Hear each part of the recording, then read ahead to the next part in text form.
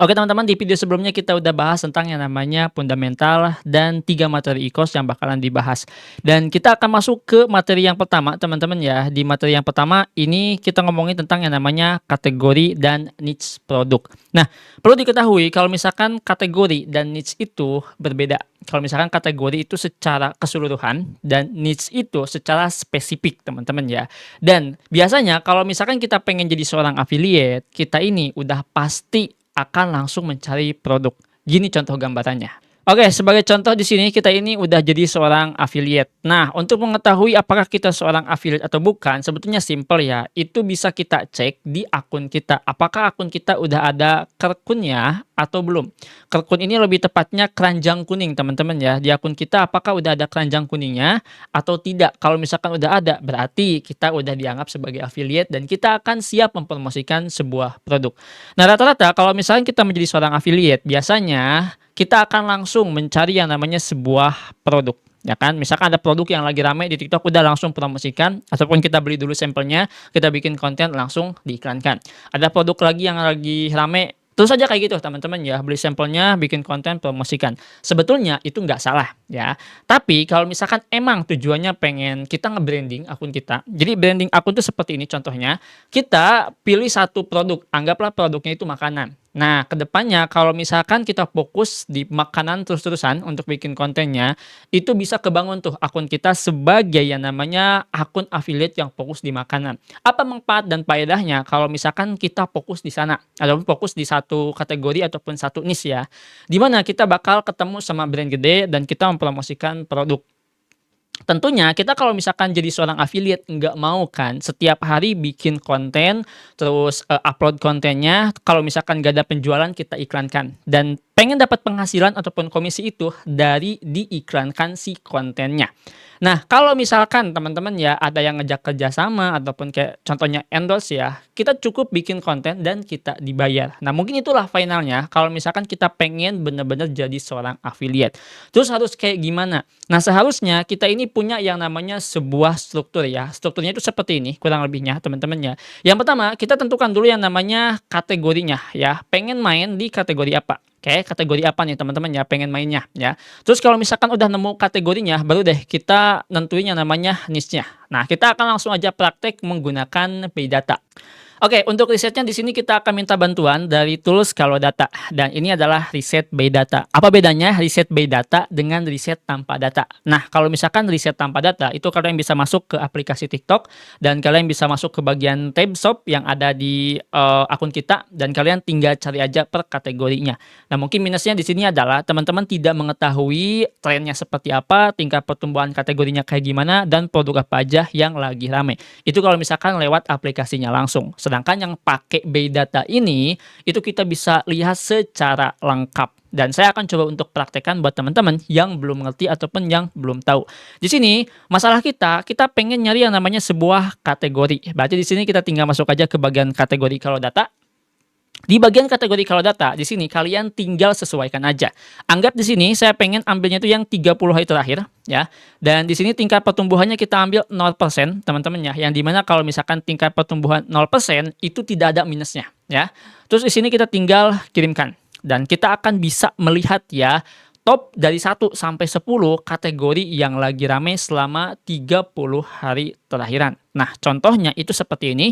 Yang pertama ada perawatan, yang kedua ada pakaian dalam, yang ketiga ada telepon, yang keempat skincare, yang kelima fashion muslim. Nah, kalau misalnya kita ambil yang tingkat kategorinya L1 itu jelas secara keseluruhan ya, secara global teman-teman ya, ataupun secara umum lah ya.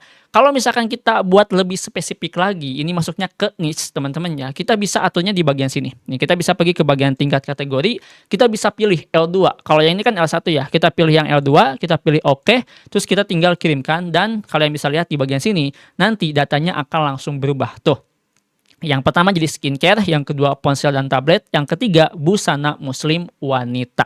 Sampai sini udah jelas ya tentang masalah kategori. Nah, silahkan teman-teman sesuaikan untuk kategorinya. Untuk lebih memudahkan teman-teman antara memilih kategori dengan niche-nya itu seperti ini. Pertama, kita tentukan kategorinya ya. Ceritanya di sini kita ambil kategori secara spesifik. Nah, di sini kita pilih kategori. Kita ini pengen main di kategori apa? Anggap saya ini pengen main di kategori passion laki-laki ya. Berarti di sini kita masuk ke kategori passion laki-laki di bagian bawah. Ini kategorinya, ini niche kategorinya ya. Ini L2, ini L3. Nah, ini tuh udah dianggap sebagai niche, teman-teman ya. Kalau yang ini itu dianggap sebagai kategori. Apa bedanya gitu ya? Apa maksudnya? Jadi pakaian itu secara keseluruhan. Ada atasan, ada bawahan, ada pakaian khusus, ada pakaian dalam, ada baju tidur, ada setelan. Semuanya itu teman-teman bisa jual. Kalau misalkan pengen fokus jadi niche doang, itu teman-teman pilih satu aja. Anggap yang ini ya. Niche doang, atasannya doang ya. Ini kan maksudnya itu ke niche ya. Anggap di sini kita mau main di bagian niche atasan pria, tapi di kategorinya itu pakaian dalam pria ya. Di sini kita bisa langsung pilih dan kita bisa lihat ya opsinya di situ ada apa saja. Ceritanya di sini kita pengen main di produknya itu kemeja, teman-teman ya. Ini tinggal kirim aja dan kita tinggal klik OK dan nanti bakalan keluar dan ini adalah kategori kemeja. Dengan total omset sampai 100M, teman-teman ya, dengan tingkat pertumbuhan selama 30 hari terakhir itu di angka 25%. Kalau misalnya ada seperti ini, jauh lebih gampang. Kita tinggal klik aja si kategori kemeja ini, dan nanti akan langsung keluar produknya itu apa aja. Nah, contohnya nanti bakalan muncul teman-teman di bagian bawah ini untuk si data produknya. Nah, contohnya itu seperti ini ya. Kita bisa melihat teman-teman ya, ini adalah produk yang lagi rame, tokonya dari Choji, yang kedua dari Brodies, dan yang ketiga itu ada batik dari Ningratan, yang ini juga sama dari Brodies, yang kelimanya dari Hybro. Nah, dengan cara seperti inilah kita bisa fokus di satu niche teman-teman ya, yaitu kemeja. Dan kemeja ini bukan kayak semacam kemeja polos, tapi di sini itu batik juga masuk ke dalam yang namanya sebuah kemeja. Oke? Jadi dapat disimpulkan di sini ceritanya kita udah menentukan sebuah kategorinya. Kategorinya di sini saya mainnya itu adalah kategori di kemeja. Ya, kemeja teman-teman ya. Dan sorry, kategorinya kok kemeja ya. Kategorinya adalah pakaian ya, pakaian pria. Dan untuk niche-nya itu di kemeja. Nah, kayak gini ya. Nah, selanjutnya kita akan ngomongin yang namanya audience behavior. Audience behavior ini tuh kayak gimana sih Bang maksudnya? Jadi audience behavior ini tuh lebih ke perilaku teman-teman ya. Singkatnya, kita pengen menjual sebuah produk, itu target marketnya pengen ke usia berapa. Itu yang disebut dengan audience behavior, dan kalian bakal menemukan ini itu di Meta Ads ataupun TikTok Ads, apalagi yang suka ngiklan. Anggaplah di sini saya pengen targetnya itu ke usia di angka 20 tahunan sampai di angka 40 ya misalkan. Dan ini fokusnya marketnya itu ke laki-laki, teman-teman ya. Laki-laki seperti ini. Oke. Dapat teman-teman ya, si datanya itu seperti ini, dan ini itu lebih ke mana? Maksudnya kayak gimana? Maksudnya itu laki-laki ini beli kemejanya untuk apa? Ceritanya di sini kemejanya itu untuk yang mau kondangan ya, yang mau kondangan. Oke, kayak gini teman-teman ya, kondangan. Nah, seperti ini ya. Berarti di sini kita udah mendapatkan sebuah problem dari yang namanya pembeli ya ataupun audiens. Kurang lebihnya seperti ini, dan nanti kita akan langsung ke tahap yang namanya sebuah branding ya. Branding ini berarti kita akan memfokuskan teman-teman ya konsep-konsep konten yang tujuannya untuk mempromosikan si produk kemeja tersebut. Entah itu konsepnya dengan cara kita mempromosikan produk pakai konten soft selling, hard selling ataupun storytelling. Nanti kita akan bahas di video berikutnya ya. Tapi kurang lebih di sini untuk teman-teman yang mungkin udah bikin akun terus bingung apa yang harus dilakukan, saran saya teman-teman riset dulu kategorinya, mau main di kategori apa ya, terus niche-nya itu pengen niche apa, dan untuk audience behavior itu pengen target ke gender apa dan usianya kayak gimana. Tujuan untuk bikin seperti ini itu untuk apa? Tujuannya simple sebetulnya. Bikin kayak gini itu untuk memudahkan teman-teman nantinya iklan. Terus nantinya teman-teman juga itu bakalan memudahkan yang namanya gaya bahasa penyampaiannya. Dan ini sering saya lakukan juga teman-teman ya untuk beberapa produk yang udah saya promosikan. Dan alhamdulillahnya ada beberapa produk yang winning content. Dan nanti di sini kita masuk ke tahap branding. Brandingnya pakai manusia, ada yang pakai AI. Kalau misalkan yang pakai AI ini adalah tahap baru teman-teman ya. Kalau misalkan yang pakai manusia, ini yang paling umum. Nah, nanti kurang lebihnya ya kalau misalkan saya buat contoh khusus itu seperti ini. Tuh, ya. Ketika diimplementasikan, yang pertama kategori, saya akan bermain di kategori apa, saya pilihnya itu misalkan tas pria ya, ataupun, ke kemeja, kan sama aja teman-teman ya, tas pria sama kemeja itu masuk nih kalau misalkan buat kondangan.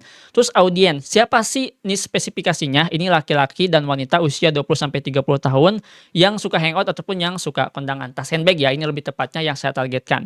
Terus yang ketiganya di sini branding gitu ya, bagaimana branding saya agar terhubung dengan mereka. Ya udah, saya mah santai aja, terus yang kedua agak sedikit satir nih kontennya, kayak gitu ya. Jadi di video yang kedua ini silakan teman-teman ya untuk menentukan dulu kategorinya mau kategori apa. Kalau misalkan sudah masuk ke bagian niche, menentukan niche-nya, dan yang ketiga ini teman-teman tinggal menyesuaikan audience behavior-nya. Bang, boleh nggak saya ini random untuk masalah kontennya? Itu sih sebetulnya nggak masalah ya, mau teman-teman random, mau teman-teman nggak random juga, sebetulnya nggak ada masalah sama sekali. Cuman saya bikin seperti ini itu untuk memudahkan teman-teman nantinya ketika mau iklan. Anggaplah iklannya ini lebih ke iklan yang lebih luas. Contohnya di TikTok Ads ataupun di Meta Ads. Dan pastinya di sana itu butuh yang namanya sebuah behavior ataupun kita butuh yang namanya sebuah target market. Jadi untuk video yang pertama seperti itu teman-teman ya, dan kita masuk ke video berikutnya.